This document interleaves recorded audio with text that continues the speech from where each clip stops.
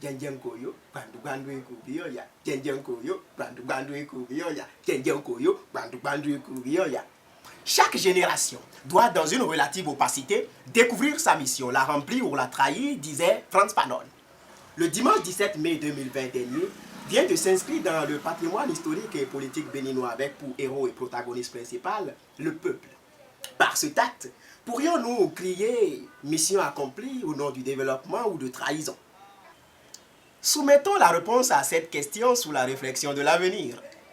Pour le moment, rappelons au monde entier et aux générations futures la part importante qu'occupe l'accomplissement d'un devoir civique dans tout processus et volonté de développement. Entre liberté, rébellion et boycott, nous avons opté pour l'amour de la patrie en accomplissant notre devoir civique. Entre écouter la voix de la peur d'être contaminé par le Covid-19, le cri des activités en berne ou au ralenti, les chuchotements du ventre affamé qui n'entend pratiquement plus rien, nous avons opté à écouter la voix de nos ancêtres qui nous exhortent au sacrifice et à la préservation des acquis de la paix. Avions-nous eu raison ou avions-nous tort? La roue doit continuer par tourner.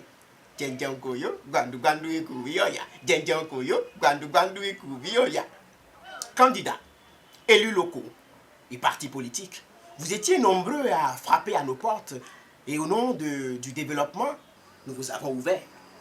Vous avez crié sur nos écrans de télévision, à la radio, sur les réseaux sociaux, votre rêve pour notre patrimoine commun, le Bénin, ses localités et communes. Et au nom du développement, nous avons décidé de vous donner une chance au péril de notre vie et malgré les affres du Covid-19.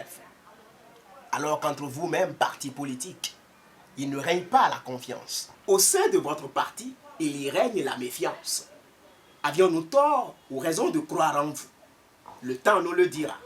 Comme le dit l'autre, les promesses électorales n'engagent que ceux qui y croient. Est-ce que nous avions eu raison ou tort de croire en vous? Le temps nous le dira. Élus et conseillers, quand viendra le moment où vous serez au poste, soyez sourds à nos besoins et revendications. Quand viendra le moment où vous serez au poste, jouez au chef suprême qui transforme le peuple en chèvre qui broute les zèbres dans nos écoles mal entretenues. Ou que dis-je? Transformer le peuple en chèvre qui circule dans vos couloirs à la recherche ou aux commandes d'un acte d'état civil, à attendre le chef qui se trouve dans son bureau avec sa secrétaire en train de papoter. La suite de l'histoire, harcèlement sexuel dans nos lieux de travail. Quand viendra le moment où vous serez au poste, vendez tous les espaces réservés à la construction de nos écoles.